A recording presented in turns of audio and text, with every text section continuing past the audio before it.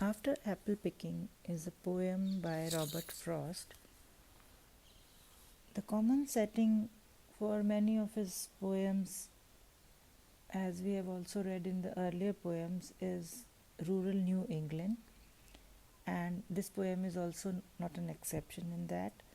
The poem is set after the speaker has finished a seemingly ordinary day of apple picking and is now halfway to sleep and dreaming. While many of Frost's poems use strict iambic pentameter and a formal rhyme scheme, after apple picking defies such regular rhyme and rhyme as it mimics the often disorienting process of falling asleep.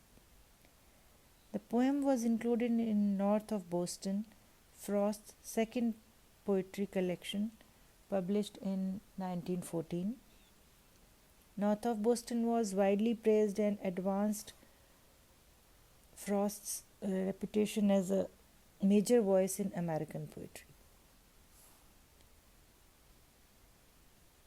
Frost's poem Apple Picking, after apple picking, focuses on someone who's exhausted after a long day's work in an apple orchard, drifting between wakefulness and sleep. The poem's speaker replays the day's events while feeling anxious about all the apples left unpicked. The poem reflects the often disorienting nature of falling asleep, and sleep itself is presented as neither restorative nor even restful. Instead, the poem suggests the ways that exhaustion serves only to reveal and indeed to magnify the speaker's worries. The poem opens on an anxious note as the speaker realizes that he or she has left behind a ladder sticking through a tree as well as plenty of ripe apples. Though it's the end of the day and the speaker is done with apple picking, the speaker is in some way not able to let go out of work, and fantastically, it can be said that can still smell the fruit in the night air. Means he is not able to detach himself from his work, though he is totally tired. It's not entirely clear where the speaker is yet, whether still in the orchard or home in bed, and the tense of the poem keeps switching between the present and the past. This confusing setting is part of the point. The poem mirrors the atmosphere of drifting off to sleep, where reality and memory seem to intertwine. Indeed, as it becomes clearer that the speaker is in fact falling asleep, it's also clear that the speaker has little control over the images tumbling through his or her anxious mind.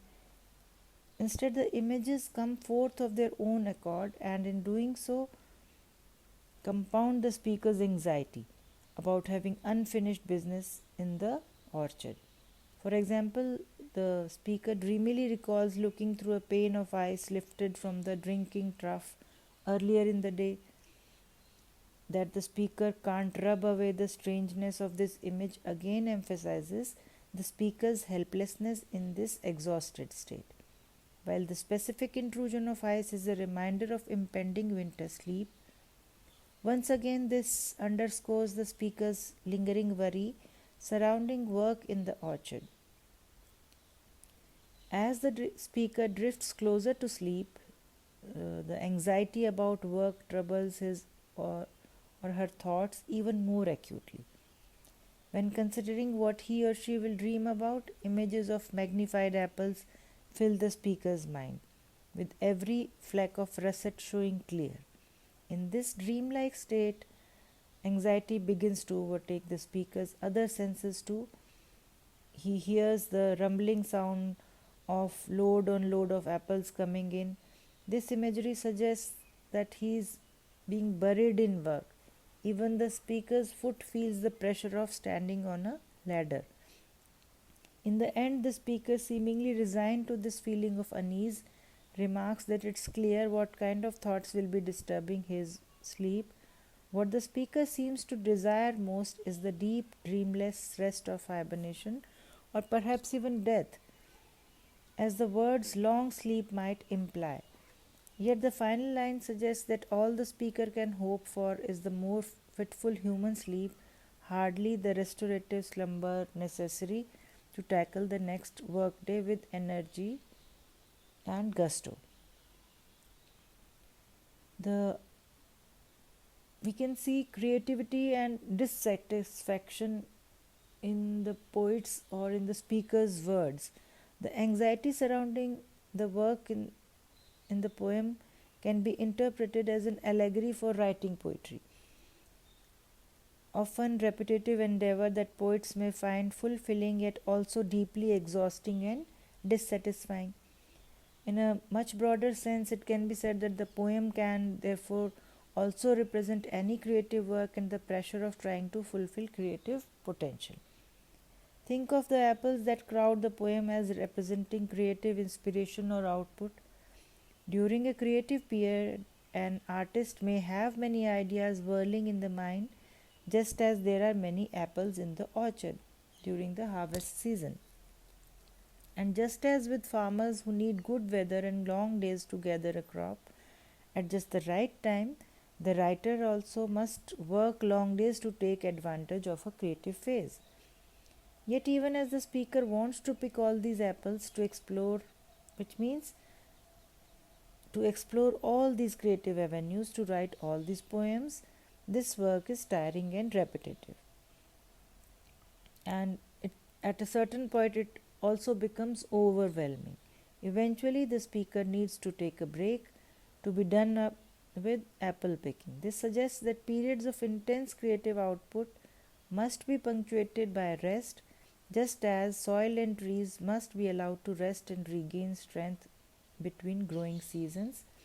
At the same time, however, the implicit connection between writing and the natural world further suggests that periods of inspiration ebb and flow just as the abundance of the harvest gives way to the stagnation of winter.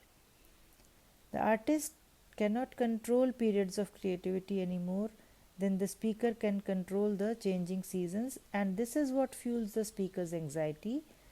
Right now, the speaker's creativity is in overdrive, but he or she is not sure how long this period of abundance will last and how he can take the best advantage of it before it is too late.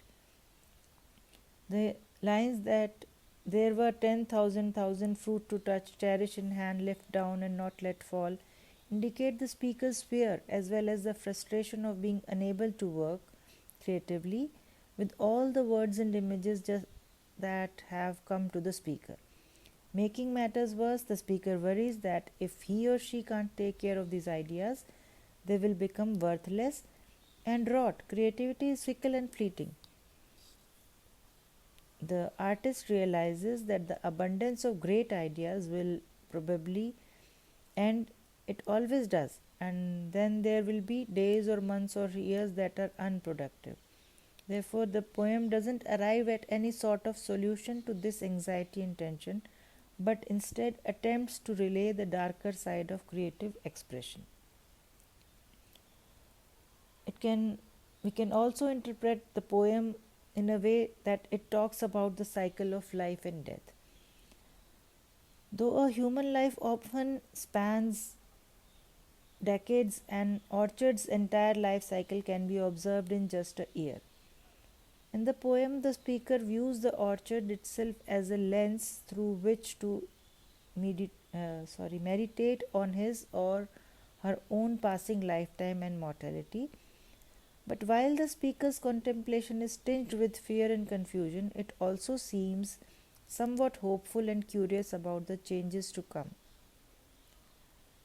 The example here can be the poem of the speaker. The poem suggests that though thinking about death may be uncomfortable, doing so can ultimately make aging and mortality less scary. Throughout the poem, we see the speaker notes evocative, sometimes images of the orchard's passage from autumn to winter. With fewer apples on the trees, the orchard begins to look desolate, and with the essence of winter sleep coming, it becomes a world of hoary grass. Hoary here can be referred to the icy frost on the grass but it also has more general connotations of age and sometimes irrelevance.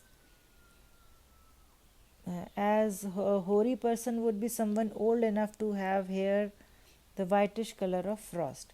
Similarly, the blossom end of each fruit is reminiscent of spring's flowers, while the autumn harvest occurs at the stem end where the apples are picked. The fact that the speaker's mind begins to sleepily confuse the images of these two seasons suggests that the orchard reminds the speaker of the way seasons can race by, or the years can race by, bringing death even closer. Though the speaker never explicitly mentions the transitory nature of life, the poem's images make it clear that such concerns are on the speaker's mind. The other way that the poem gets at the speaker's preoccupation with death is through his or her anxieties about sleep. The speaker seems to wish for sleep, but at the same time, the speaker also worries about going on in the orchard. These anxieties come to a head as the speaker notes that all the apples that struck the earth have been turned into cider, no matter how perfect they were when they fell. It's this thought that will trouble his sleep the most. That is, the speaker feels unable to fall asleep or perhaps to die peacefully when troubled by the inescapable knowledge that everything beautiful and pristine must eventually be destroyed by death, like the apples when were turned into cider. The speaker concludes this thought by saying that the apples were as of no worth. That is, the unglamorous reality of death makes even wonderful things seem worthless. It's clear then that these thoughts upset and frighten the speaker, making any kind of sleep seem like a scary prospect. However, a few key images suggest that the speaker does have some sources of hope amid the frightening contemplation. The poem opens with the image of the speaker's ladder pointed toward heaven, which suggests that the speaker has at least some belief in heavenly afterlife. Perhaps even more importantly, this heaven seems to be attainable. The ladder safely propped in the tree, and the speaker has obviously put a lot of work into climbing it. It feels the pressure of its rungs in his feet. Second, the speaker mentions the hibernation of the woodchuck and wonders whether his or her own sleep might be similar, that is, whether there is a chance that the speaker could somehow return to life after dying, just as the woodchuck wakes up after months of hibernation. This return might be some kind of spiritual rebirth, or it might be the less literal regeneration of future generations going in to tend the orchard after the speaker is gone. But ultimately, the speaker doesn't know what death will be like, whatever sleep it is. But by contemplating it and facing its frightening uncertainties, the speaker seems to have found inklings of hope that life and death are perhaps something like an orchard's seasons. There may be new cycles of regeneration that are as yet invisible to the speaker. Thank you.